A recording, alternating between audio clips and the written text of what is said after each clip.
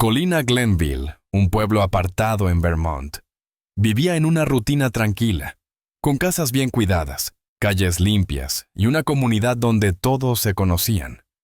A ese orden se sumaron recientemente dos nuevos rostros, Celine Rose y su esposo, John McLean. Se habían casado hace apenas unos meses y ella, artista plástica de origen incierto, se mudó al pueblo para comenzar a dar clases en el colegio local. La visita al hogar familiar de John fue el primer paso en su integración con la familia. El caserón McLean, una construcción de piedra con columnas blancas, dominaba la vista sobre el lago desde una colina.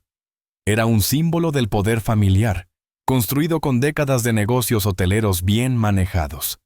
Allí los recibió Alice, la madre, con un abrazo cálido y un gesto sincero. Víctor, el patriarca, solo asintió. Su apretón de manos fue breve, su sonrisa escasa. Se limitó a observar. Durante la cena se habló de trivialidades, el clima, la vida en el campus, la galería de arte. Pero no fue una conversación libre. Celine notaba los silencios. Víctor escudriñaba sin decir palabra, como si cada frase revelara algo oculto. No había una sola acusación explícita, pero la tensión era densa, casi visible. John, con su actitud calmada, parecía querer equilibrar la balanza, restando importancia a las pausas largas y las miradas congeladas. Esa noche, mientras la pareja se despedía para volver a su nueva casa en las afueras del pueblo, Alice le sonrió a Celine y le dijo que estaba feliz de verla feliz. Fue un gesto tierno pero teñido de algo que Celine no logró descifrar. Tal vez preocupación. Al subir al auto, John la tomó de la mano con fuerza y le dijo, «Lo hiciste bien».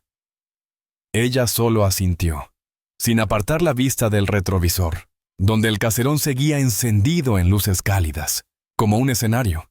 En su interior, Víctor apagaba las lámparas del comedor sin decir nada. Guardaba sus sospechas en silencio, como se guardan las armas antiguas, por si acaso.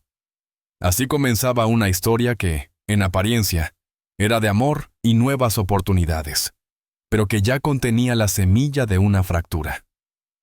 En Glenville, los secretos no se gritaban, se susurraban, se intuían y se guardaban bajo llave. Pero esa llave, pronto, encontraría su cerradura. Durante los primeros días en Glenville, Celine se esforzó en construir algo que pareciera estabilidad. Cada mañana salía con su carpeta de bocetos al colegio comunitario, donde enseñaba los fundamentos del diseño gráfico a un grupo variado de jóvenes. Algunos de ellos hijos de familias tradicionales, otros recién llegados como ella, pero todos curiosos y algo cautelosos ante su energía tranquila, su mirada enfocada y ese acento indefinible que nunca lograban ubicar del todo. En las tardes, caminaba por el centro del pueblo. Entraba a la biblioteca para ofrecerse como voluntaria.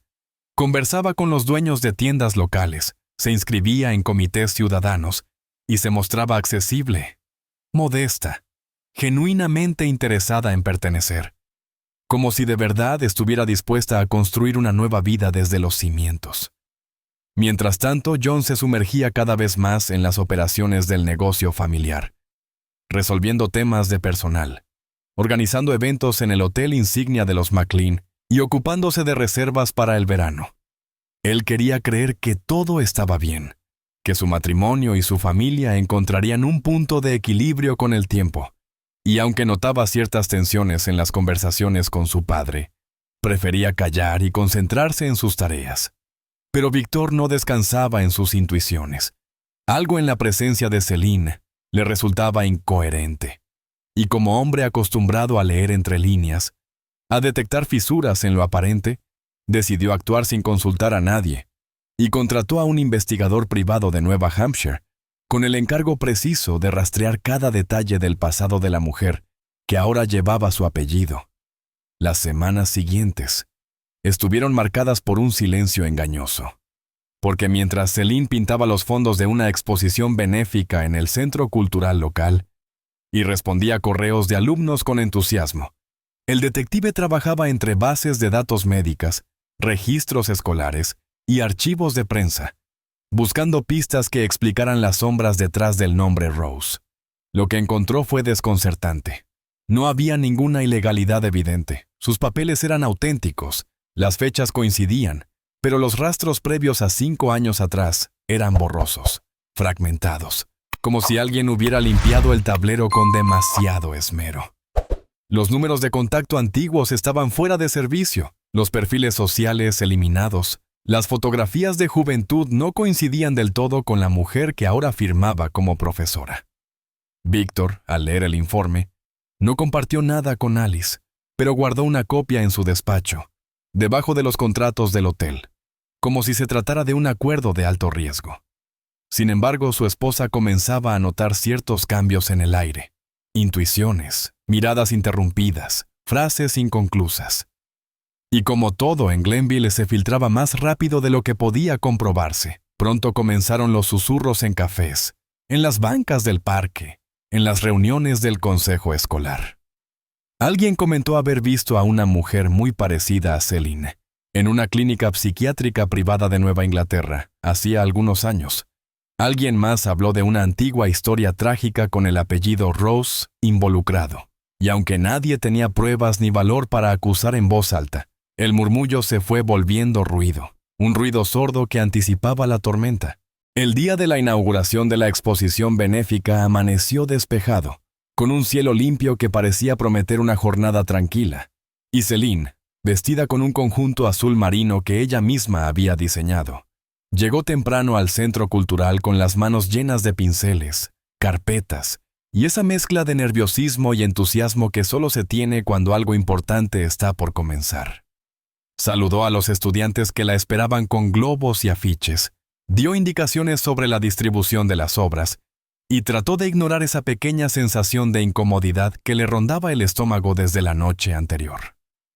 Minutos antes del mediodía, mientras preparaba una mesa de materiales para una actividad interactiva, encontró un sobre sin remitente en su casillero del profesorado.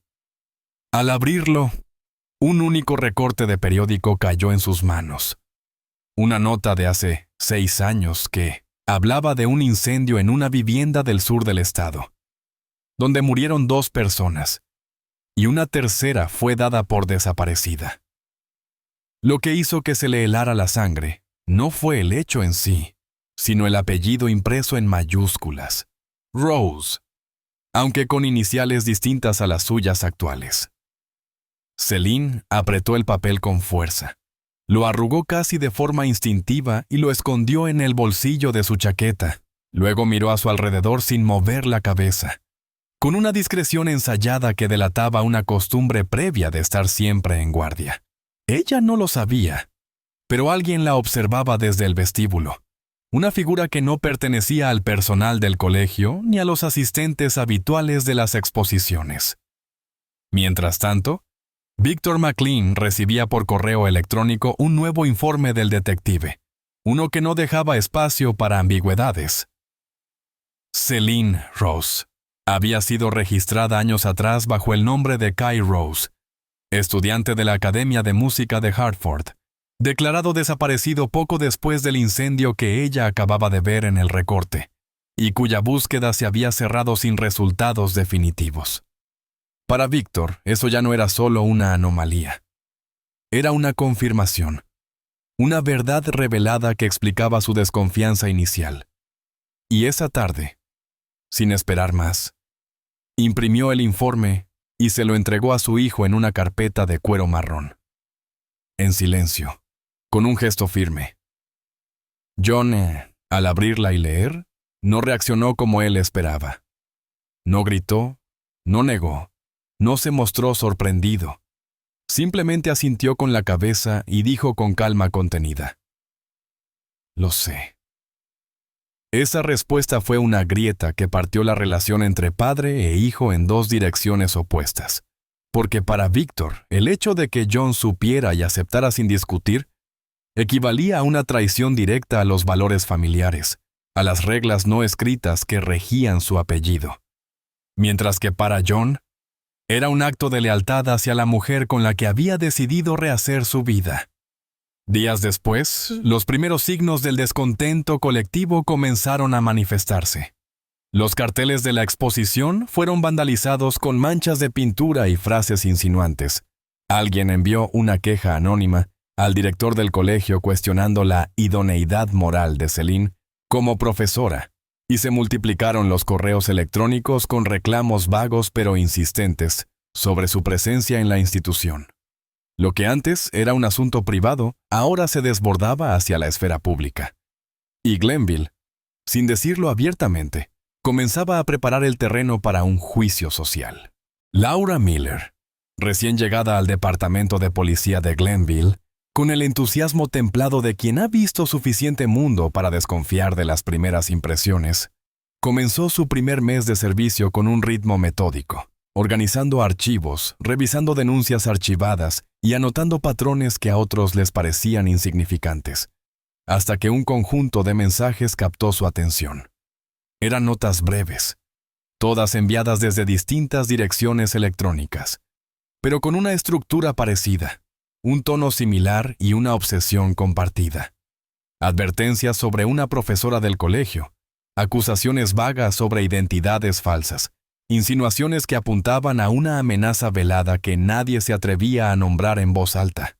Aunque ninguna denuncia era formal, y todas estaban escritas con lenguaje ambiguo, Laura detectó la ansiedad común entre líneas, ese tipo de miedo que no se reconoce como tal, pero que empuja a la gente a escribir desde el anonimato. Mientras tanto, el colegio comenzaba a dividirse en susurros, y Celine, ajena al origen real de la hostilidad creciente, trataba de aferrarse a la rutina. Mantenía sus clases con el mismo entusiasmo, proponía nuevas actividades para el semestre, y evitaba leer los comentarios online que comenzaban a surgir como hongos en foros locales. En medio de esa tensión silenciosa, Alice McLean tomó una decisión solitaria.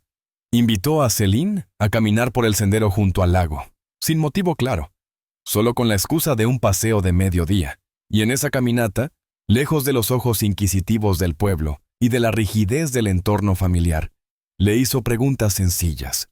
¿Cómo estaba? ¿Cómo se sentía? Si algo le preocupaba, sin mencionar a Víctor ni a los rumores, solo escuchando, sin emitir juicio. Celine, aunque sorprendida, se permitió un momento de honestidad. Le habló de lo difícil que había sido construir algo desde cero, del temor constante a no ser aceptada, de lo mucho que significaba enseñar y sentir que su trabajo tenía valor más allá del pasado. Alice no respondió con frases hechas ni con palabras de consuelo. Solo la miró largo rato y le ofreció una sonrisa que no resolvía nada, pero que tampoco condenaba, como si por primera vez quisiera entender antes que intervenir. Mientras tanto, John se debatía entre su rol de hijo y su rol de esposo, atrapado en un dilema que lo forzaba a elegir una fidelidad sin posibilidad de neutralidad real. Y aunque no lo decía, comenzaba a sentir el peso del aislamiento. Sus colegas en el negocio familiar ya no lo miraban igual. Y cada vez que entraba a una sala, las conversaciones parecían detenerse por un segundo. Víctor interpretaba ese silencio como debilidad, como un fracaso en la transmisión de principios, y lejos de ceder, redoblaba su convicción de que era él quien debía corregir el rumbo.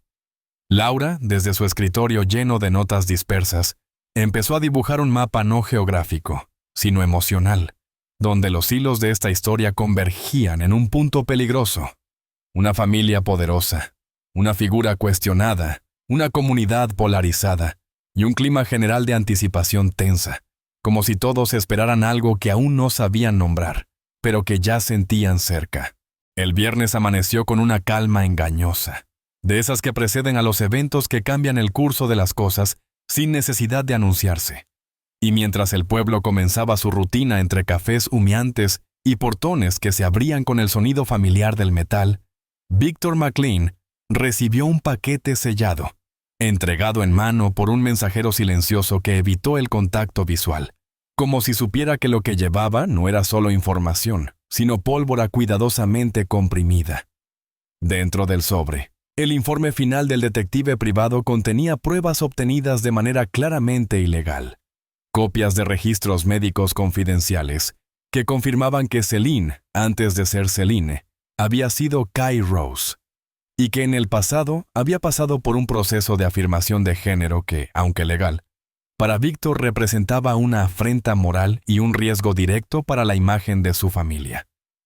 Esa revelación, que en otra circunstancia podría haber sido enfrentada con diálogo o comprensión, en su mente adquirió forma de amenaza, como si el solo hecho de su existencia invalidara toda posibilidad de aceptación.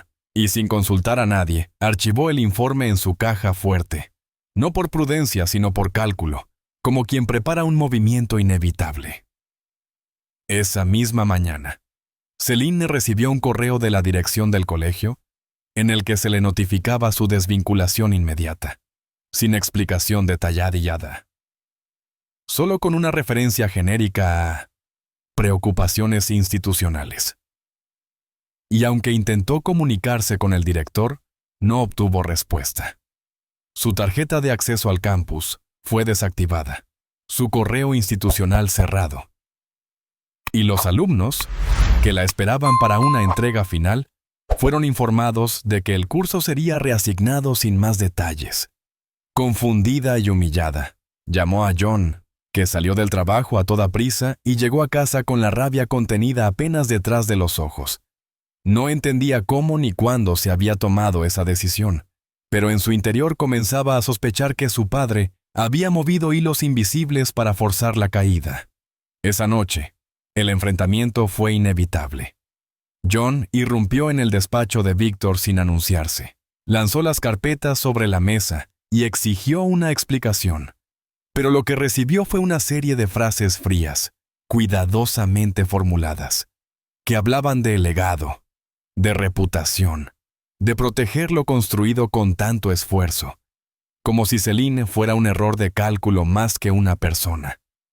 La conversación escaló en intensidad, los gritos reemplazaron a las palabras, y finalmente John salió de la casa sin mirar atrás, incapaz de aceptar que su propio padre estuviera dispuesto a destruir todo por una idea obsoleta de honor. Esa misma noche, mientras la ciudad se preparaba para dormir, Celine volvió al campus para recoger sus pertenencias, caminando entre pasillos oscuros con la sensación de ser observada, aunque no pudo identificar a nadie a su alrededor. No sabía que estaba siendo observada desde la entrada principal, ni que alguien vigilaba sus movimientos con demasiada atención. A la mañana siguiente, la policía recibió un llamado anónimo que alertaba sobre un incidente inusual en los terrenos del colegio. Y aunque los detalles eran escasos, el tono del mensaje bastó para activar los protocolos de urgencia. Glenville despertó distinta, con una inquietud que flotaba en el aire como humo invisible, densa, sin forma, pero imposible de ignorar. La noche del viernes, poco después de las 11, las cámaras de seguridad del campus universitario registraron una secuencia breve pero contundente. Primero, Celine caminando sola hacia el edificio administrativo, sosteniendo una caja mediana contra el pecho, con paso firme pero rostro tenso. Luego, una figura masculina a distancia, caminando detrás sin prisa, como si esperara el momento exacto para reducir el espacio entre ambos, sin levantar sospechas. Y finalmente, una imagen borrosa, sin audio, donde ambos desaparecen brevemente del ángulo de visión antes de que el lente vuelva a capturar el vacío de un pasillo silencioso. Fue esa grabación la que Laura Miller recibió a las 06:43 de la madrugada, cuando el sistema interno de la universidad notificó un movimiento no autorizado y activó el protocolo de seguridad interna. Laura, que ya había estado siguiendo los indicios de una tensión creciente entre la comunidad y Celine, no tardó en reconocer el rostro de la mujer en el video, ni en identificar el riesgo latente que representaba la presencia de un desconocido siguiéndola en ese horario. Apenas una hora después del aviso, una patrulla se desplazó al lugar. Hallaron una caja con objetos personales en el pasillo, pero Celine no se encontraba en el lugar. John, al ser notificado por la policía, llegó al lugar en estado de shock. con los ojos enrojecidos y el teléfono temblando en la mano, repitiendo sin cesar que ella solo había ido a recoger sus cosas, que no tenía sentido, que no era posible que simplemente desapareciera sin dejar rastro. Y fue él quien pronunció por primera vez el nombre que nadie había querido asociar con el caso hasta ese momento. Su padre. La policía, presionada por la magnitud del apellido McLean y la sensibilidad del asunto, actuó con cautela, pero la evidencia visual sumada a los antecedentes recientes dejó pocas dudas. Víctor fue citado de inmediato para dar su versión de los hechos, y aunque se presentó sin resistencia, su actitud levantó sospechas desde el primer momento. Hablaba con calma, medía cada palabra, respondía sin emociones visibles, como si estuviera explicando la agenda de una reunión, no la desaparición de su nuera. Laura, que lideraba el interrogatorio, notó algo que no aparecía en los informes.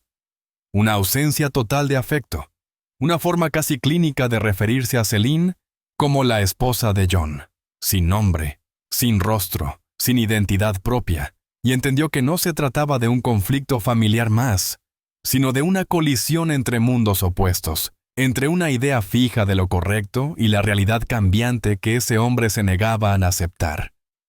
Al mismo tiempo, las redes sociales explotaban con teorías, acusaciones cruzadas y filtraciones de información parcial. Algunos defendían a la familia McLean, acusando a Celine de engañar a todos con su pasado oculto, mientras otros señalaban la violencia estructural de una sociedad incapaz de aceptar las diferencias sin caer en el castigo colectivo. Los medios locales optaron por un silencio diplomático, pero el pueblo entero ya había tomado partido, y cada esquina parecía esconder una opinión disfrazada de hecho, un rumor que se repetía hasta sonar verdadero. Lo que comenzó como un misterio personal, ahora era un asunto de dominio público, una batalla entre generaciones, valores y prejuicios, con una víctima ausente y una comunidad entera obligada a mirarse al espejo. Los cargos contra Víctor McLean fueron anunciados oficialmente el lunes siguiente por la mañana. En un comunicado escueto, emitido por la Fiscalía del Condado que evitaba los detalles técnicos, pero confirmaba lo esencial. Se le acusaba de violación de la integridad personal, obstrucción a la investigación y conducta agravada por prejuicios personales. Y aunque el caso no se presentaría ante un jurado popular, el juicio se desarrollaría a puertas cerradas debido a la sensibilidad mediática y al perfil de los involucrados, decisión que generó aún más especulación en una comunidad ya polarizada por completo. Durante los días previos al primer interrogatorio formal, Glenville se transformó en un campo minado emocional. Algunos vecinos colocaron carteles con frases como «Protejan la verdad» frente al hotel de la familia McLean, mientras otros dejaban flores en la puerta del colegio donde enseñaba Celine, un gesto silencioso que intentaba equilibrar el grito de los que la culpaban sin pruebas. En el tribunal, el fiscal presentó un relato sólido basado en las grabaciones del campus, las declaraciones del personal universitario, el historial de acoso indirecto documentado por Laura Miller y la evidencia de seguimiento encubierto ordenado por Víctor, pintando un cuadro claro de intencionalidad, de una acción deliberada que terminó en un suceso lamentable sin una resolución clara. El abogado defensor, por su parte, argumentó el estado emocional alterado de su cliente, habló del peso del linaje, de la presión social, de la confusión moral ante una situación que, según sus palabras, traspasó los límites de lo imaginable para un hombre de su generación. Una estrategia que, si bien tocó algunas fibras en el auditorio restringido, no logró ocultar el carácter frío y calculador de las decisiones que precedieron al incidente. Laura Miller, firme y clara en su testimonio, describió una cronología detallada de los hechos, subrayando el patrón de exclusión progresiva que rodeó a Celine desde su llegada al pueblo, haciendo hincapié en que lo ocurrido no fue una reacción impulsiva, sino la cúspide de una serie de actos estructurados en torno al rechazo, la sospecha y el intento de controlar lo que no se comprendía. John, citado como testigo clave, Se negó a declarar oralmente, pero presentó una carta escrita donde confirmaba que conocía el pasado de Celine desde el principio, que lo había aceptado con conciencia plena, y que, aunque no podía perdonar las decisiones de su padre, tampoco estaba dispuesto a participar en su destrucción pública, un gesto que fue interpretado como una forma de fidelidad a ambos lados, aunque en realidad significaba su despedida de los dos. Semanas después, solicitó la baja definitiva del negocio familiar y anunció su traslado a otra ciudad, lejos del apellido, lejos del juicio, lejos del lugar donde la persona que amaba había desaparecido sin que nadie pudiera o quisiera decir cómo. Alice MacLean, en cambio, se retiró por completo del espacio público. Dejó de asistir a reuniones sociales, cerró su cuenta bancaria conjunta y fue vista por última vez en la estación de tren rumbo a Burlington con una maleta pequeña y un libro en la mano. En Glenville, lo único que quedó fue el eco. Versiones que se contradecían, conversaciones truncas en supermercados, padres que hablaban en voz baja frente a sus hijos, y una sensación compartida de haber cruzado una línea invisible. No era solo una historia familiar, ni una disputa sobre valores o identidad. Era un espejo, uno que había mostrado sin filtro hasta qué punto una comunidad podía rechazar lo que no entendía, y cómo, al hacerlo, terminaba perdiendo una parte de sí misma. Meses después del juicio, Glenville seguía envuelto en una especie de quietud incómoda, como si el pueblo entero hubiese decidido no hablar más del caso, no porque se hubiera cerrado, sino porque abrirlo otra vez significaría mirar de frente a verdades que la mayoría prefería mantener enterradas. Y aunque el Hotel MacLean seguía funcionando con normalidad superficial, muchos de sus antiguos clientes optaban por hospedajes alternativos, como si el prestigio acumulado durante décadas se hubiese evaporado de un día para otro. John, ahora residiendo en una ciudad costera del sur, trabajaba como consultor en una empresa de diseño ambiental. Un cambio radical de rumbo que no anunció a nadie, ni explicó, simplemente lo hizo, como quien necesita reconstruirse desde otra forma de vida. Vivía solo en un apartamento con vista al mar, y mantenía contacto limitado con su madre a través de cartas breves, sin mencionar nunca ni a su padre ni a Celine, como si ambos nombres formaran parte de una historia sellada bajo el dolor. Laura Miller, por su parte, fue ascendida dentro del departamento de policía gracias a la forma en que condujo el caso, pero a menudo comentaba en voz baja que aquella investigación la había dejado con una cicatriz profesional. No por la dificultad del proceso, sino por el vacío que quedó al no encontrar nunca una respuesta definitiva sobre el paradero de Celine. Como si la justicia cumplida en papel no bastara cuando la ausencia seguía gritando en cada rincón del campus. En un rincón olvidado del bosque que rodea Glenville, un voluntario que realizaba mantenimiento de senderos ecológicos encontró, por pura casualidad, una bufanda de lana azul atrapada entre dos ramas, parcialmente deshilachada por el tiempo y la intemperie. No llevaba ninguna marca identificable. Pero Laura, al verla en la comisaría, reconoció el patrón tejido a mano que había visto una vez colgado en la oficina de Celine.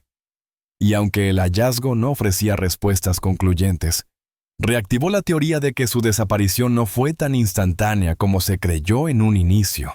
La comunidad no reaccionó con escándalo, sino con un silencio aún más denso, como si el hallazgo reafirmara algo que todos sabían, pero no podían aceptar: que lo ocurrido no fue un hecho aislado, sino la consecuencia de muchas pequeñas decisiones tomadas por personas comunes, decisiones basadas en miedo, en orgullo, en la incapacidad de mirar al otro sin juzgarlo. En paralelo, una alumna que había tenido a Celine como profesora publicó en una revista universitaria un ensayo titulado La forma del rechazo, donde relataba con honestidad brutal cómo su percepción sobre la diferencia había cambiado a partir de aquel año. Cómo había pasado de la duda al respeto y cómo deseaba, algún día, volver a ver a su profesora para agradecerle, no por las clases, sino por enseñarle a cuestionar el silencio. En Glenville, nadie respondió públicamente a ese texto, Pero algunos comenzaron a dejar flores anónimas sobre la piedra lisa junto al lago donde Celine solía sentarse a leer, como si en ese gesto se escondiera, tardíamente, un intento de redención que nunca fue pedido, pero tal vez, en el fondo, siempre fue necesario. Un año exacto después de la desaparición de Celine, Glenville organizó una ceremonia discreta en la biblioteca municipal, no como acto oficial, sino como una iniciativa espontánea de un grupo de estudiantes, docentes y vecinos que, con el paso del tiempo, habían comenzado a cuestionar su propio papel en el silencio colectivo que rodeó los hechos. Y aunque el evento no fue anunciado en redes ni en los periódicos locales, la sala se llenó en pocos minutos con rostros serios, algunos cargados de culpa, otros de tristeza, y unos pocos con esa expresión incómoda de quien aún no sabe si está allí aún por convicción o por miedo al juicio ajeno. Sobre una mesa sencilla colocaron una vela encendida, una copia del ensayo estudiantil que tantas reflexiones había generado en silencio, y una pequeña escultura sin título, realizada por un joven escultor local que había sido alumno de Celine. Una figura abstracta que parecía una espiral quebrada, pero que al mirarla de cerca revelaba, entre sus pliegues, una silueta humana de pie, en resistencia. Nadie tomó la palabra oficialmente, pero uno a uno, quienes se atrevieron a hablar compartieron recuerdos, fragmentos de conversación, gestos pequeños que con el tiempo cobraban una dimensión mayor. Una corrección amable en clase, una sonrisa tímida en el pasillo, un consejo ofrecido en voz baja cuando alguien se sentía perdido. Laura Miller asistió sin uniforme, sentada al fondo de la sala, con los brazos cruzados y la mirada atenta, sin intervenir, observando cómo el pueblo intentaba, quizá por primera vez, enfrentar lo que había permitido con su pasividad. Alice McLean no fue vista, pero una de las organizadoras aseguró que había recibido una carta suya, con un pequeño mensaje escrito a mano. El silencio es cómodo, pero nunca justo. John, desde la distancia, envió una caja con algunos de los bocetos de Celine, que aún conservaba, junto a una nota breve que decía: «Nada desaparece si hay memoria». Al finalizar, un grupo caminó hacia el lago, y allí, junto a la piedra donde ella solía leer, dejaron las flores acumuladas durante el año, ahora secas, pero aún perfumadas por el eco de todas las veces que nadie se atrevió a defenderla cuando más lo necesitaba. Glenville no cambió de un día para otro, pero algo se fracturó en su núcleo más conservador. Los rostros nuevos comenzaron a ser escuchados con más atención. El colegio reformuló sus políticas de inclusión, y en el consejo escolar surgió, por primera vez, una moción para abrir un programa educativo sobre diversidad y empatía. A Celine no se le erigió una estatua, ni se renombró ninguna calle, pero cada gesto, cada decisión tomada desde la vergüenza y la conciencia, fue construyendo un tipo distinto de legado. Uno que no glorificaba su ausencia, sino que advertía sobre los mecanismos invisibles que pueden hacer desaparecer a alguien sin que se dispare una sola alarma. En ese legado vivía la advertencia y también la esperanza. Y aunque el pueblo siguió siendo pequeño, las preguntas que dejó esta historia crecieron hasta ocupar cada rincón, recordando que el verdadero cambio no empieza en los tribunales, sino en la valentía de mirar al otro con humanidad. Gracias por ver esta historia. Explora complejos dilemas morales, el peso del pasado y las consecuencias de ocultar la verdad. Esta trama invita a reflexionar sobre el poder de la elección y la responsabilidad por nuestras acciones. Esta historia es una obra de ficción y no está basada en hechos reales, ni en personajes reales.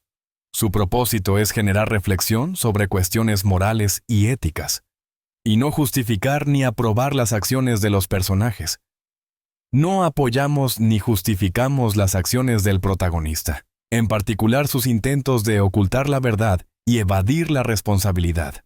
Al contrario, la historia muestra cómo las decisiones mal tomadas pueden tener consecuencias devastadoras y resalta la importancia de la honestidad, la responsabilidad y el arrepentimiento. Invitamos a los espectadores a no imitar ninguna acción destructiva o ilegal descrita en la historia. Si usted o alguien que conoce se encuentra en una situación moral o vital difícil, no dude en buscar ayuda de profesionales o de organizaciones de apoyo. Recuerde que la verdad y la responsabilidad siempre son la mejor elección.